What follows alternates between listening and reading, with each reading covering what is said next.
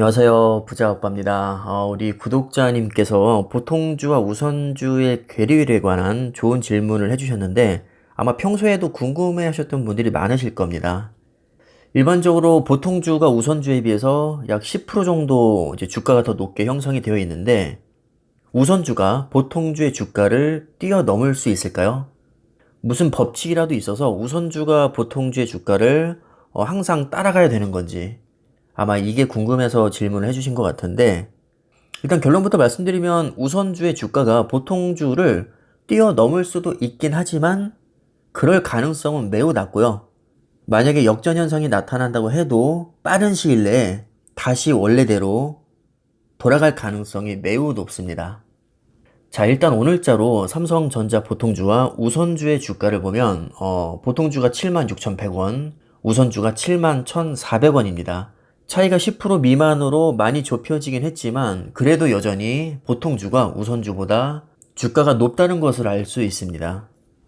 혹시 왕초보분들을 위해서 제가 정말 기초적인 걸 하나 말씀을 드리면 우리가 일반적으로 그냥 삼성전자라고 하는 것은 보통주고요.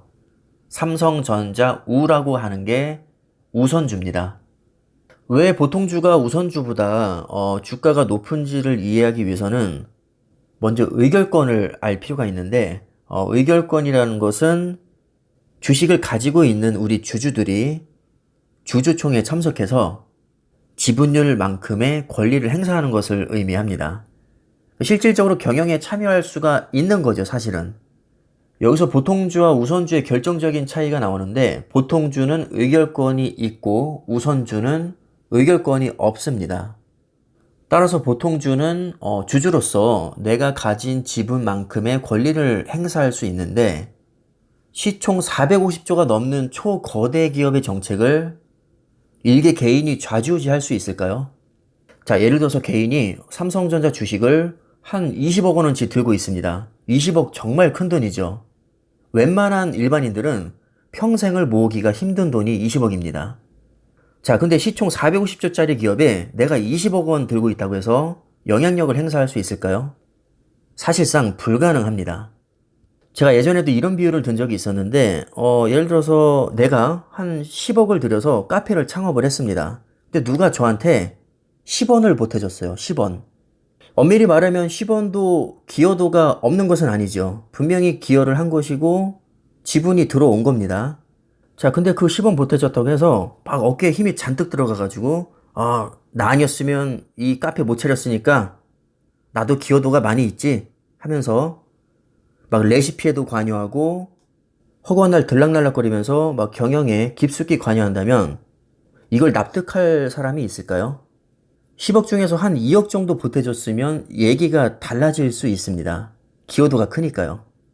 그래서 이거랑 비슷하다고 보시면 됩니다. 이론적으로는 단 한 주만 있어도 주주로서 내가 권리를 행사할 수 있는 것은 맞지만 450조짜리 글로벌 초거대 기업에 우리 일반인들이 투자를 해봤자 뭐 몇백만 원에서 많아야 몇십억, 몇백억 이 정도인데 뭐 속된 말로 끝발이 안 선다는 거죠. 그래서 저 같은 경우는 어차피 의결권이 의미가 없다고 생각하고 배당이라도 한 푼 더 챙기자는 마음으로 우선주에 거의 집중적으로 투자를 하고 있습니다. 우선주는 의결권이 아예 없기 때문에 주주로서 권리 행사는 불가능하지만 주가가 저렴해서 같은 투자금으로 수량을 더 많이 담을 수가 있습니다. 근데 배당금이라는 것은 무조건 수량에 비례해서 주기 때문에 당연히 같은 1,000만 원을 투자했다면 가격이 비싼 보통주보다 우선주의 수량을 더 많이 담을 수 있고 배당금도 더 많이 받을 수 있겠죠. 물론 우선주의 장점은 배당금 말고도 기업이 파산할 때 자녀 제한 분배에서도 보통주보다 우선권을 가질 수는 있습니다. 하지만 삼성전자가 망할 일은 거의 없기 때문에 실효성은 없다고 봐야겠죠. 실제로는 배당금 메리트가 가장 크다고 보시면 됩니다. 근데 현재 배당 정책을 보면 보통주와 우선주의 배당금은 분기당 361원으로 동일합니다. 마지막 분기인 4분기에 우선주가 1원을 더 받긴 하지만 실제로 1년에 1원 차이밖에 안 되기 때문에 사실상 동일하다고 보시면 되고요. 우선주의 진짜 매력은 주당 받는 배당 금액이 큰 게 아니라 보통주 대비 낮은 주가로 인해서 수량을 더 많이 담을 수 있다는 겁니다. 그러니까 한마디로 의결권 포기하고 배당금을 선택한 거죠. 근데 만약에 우선주가 보통주의 주가를 넘어서게 되면 오히려 같은 투자금으로 수량을 더 적게 담을 수밖에 없으니까 배당 매력은 완전히 사라지게 됩니다. 유일한 장점인 배당 매력이 사라지면 굳이 의결권이 없는 우선주를 보통주보다 비싸게 주고 살 이유가 전혀 없는 것입니다. 만약에 보통주와 우선주의 주가가 완전히 동일하다면 의결권이 있는 보통주를 사는 게 당연히 훨씬 낫습니다. 하지만 일반적으로 약 5에서 15% 정도 괴리율을 보이면서 시세를 형성하고 있기 때문에 5% 미만 차이로 좁혀지면 보통주가 치고 나갈 확률이 올라가니까 보통주를 매수하는 게 낫고요. 15% 이상으로 너무 많이 벌어지게 되면 우선주가 또 치고 나갈 확률이 높아지니까 우선주를 사는 게 조금 더 나은 선택일 수 있습니다. 그래서 결론은 우선주가 보통주의 주가를 뛰어넘을 가능성은 거의 없다고 보시면 되고, 만약에 뛰어넘더라도 아주 빠른 시일 내에 보통주의 주가가 더 치고 나갈 확률이 매우 높습니다.